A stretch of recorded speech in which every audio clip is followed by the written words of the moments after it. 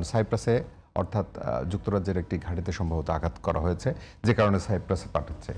রিয়াদের ইউএস এম্বাসিতে আঘাত করেছে, আমি যেটি বলছিলাম। তার মানে এই যুদ্ধের যে ব্যাপকতা এবং ট্রাম্পের যদি আপনি কথা, গতকালকেই যেটা আমরা বলছিলাম যে এখনো মূল আক্রমণ হয় নাই, তার মানে সামনের দিকে আরো ভয়াবহ। ইরানের পক্ষ থেকেও বলা হচ্ছে যেহেতু এটি আত্মরক্ষার বাধ্যতামূলক যুদ্ধ, কোনো উপায় নেই তো ইরানের জায়গা থেকে, তারাও এই প্রতিরক্ষা ব্যবস্থা দীর্ঘমেয়াদী করবে এবং তাদের রণকৌশল কিন্তু ভিন্ন মাত্রায় এবারে পরিচালিত হচ্ছে। সামগ্রিকভাবে যুদ্ধটা আসলে মানে প্রলঙ্গিত হচ্ছে, আপনি কি মনে করেন? ধন্যবাদ আপনাকে, ধন্যবাদ সহ-আলোচক মহোদয়কে, সাথে সাথে ধন্যবাদ জানাচ্ছি গাজী টেলিভিশনের সমস্ত দর্শক শ্রোতা সবাইকে, সাথে সাথে যারা কলাকুশলীতে আমাদের সাথে রয়েছেন তাদেরকেও ধন্যবাদ। আপনি যে কথা বলছিলেন সে বিষয়ে যদি আমরা বলি তাহলে যুদ্ধটা আসলে প্রলম্বিত হওয়ার যথেষ্ট আশঙ্কা রয়েছে, সম্ভাবনা বলবো না, আশঙ্কা রয়েছে।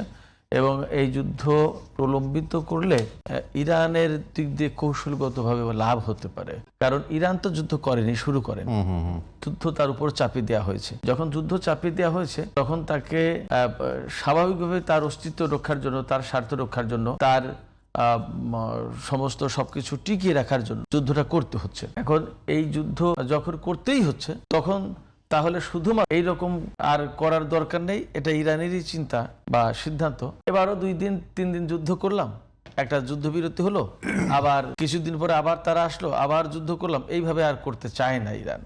এবং ইরান যেহেতু আমরা সবাই জানি যে পারস্য সভ্যতা যেটা 3000 বছরের পুরনো এবং তাদের একটা গ্লোরিয়াস হিস্ট্রি আছে এবং একটা আত্মসম্মান বোধ জাতি, একটা স্বাধীন সার্বভৌম দেশ হওয়ার পরে তার উপরে অন্য দেশ যখন নিষেধাজ্ঞা চাপিয়ে দিয়েছে, এটাকে ইরান আত্মসম্মানের ব্যাপার, অপমানের ব্যাপার মনে করে, যার কারণে ওই নিষেধাজ্ঞার কাছে নতি স্বীকার না করে, নত জানু না হয়ে নিজেরা নিজেদের মতো পথ চলার ব্যবস্থা করেছে। আমার নেই কি, আমি ওষুধ কিনতে পারছি না নিষেধাজ্ঞার কারণে, তাহলে আমার কোন ওষুধটা কিনতে পারছি না, আমি সেই ওষুধটা তৈরি করে নিলাম। ইরান এইভাবে চলেছে।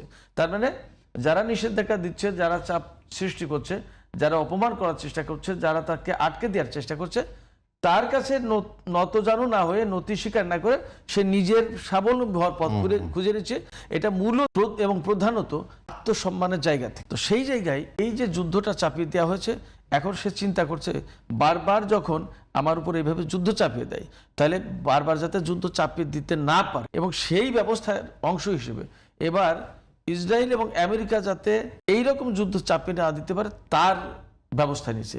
সেই জন্য আঞ্চলিক যত মার্কিন সামরিক ঘাঁটি আছে প্রত্যেকটা ঘাঁটিতে আঘাত করেছে এবং সিভিয়ার আঘাত করার চেষ্টা করেছে, অলরেডি হয়েওছে।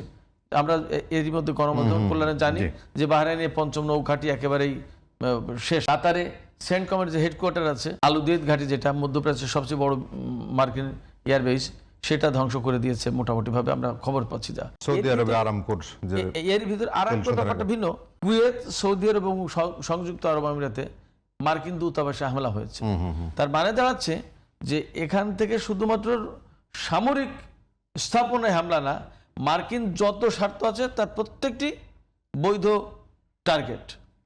সেই হিসেবে ইরান সেইভাবেই মোকাবেলা করে যাচ্ছে এবং পাল্টা হামলা চালাচ্ছে, এবং যাতে আমেরিকা এবং ইসরায়েল এই ধরনের করতে না পারে মধ্যপ্রাচ্যে এসে 2 দিন অন্তর অন্তর, সেইভাবেই ব্যবস্থা নিচ্ছে।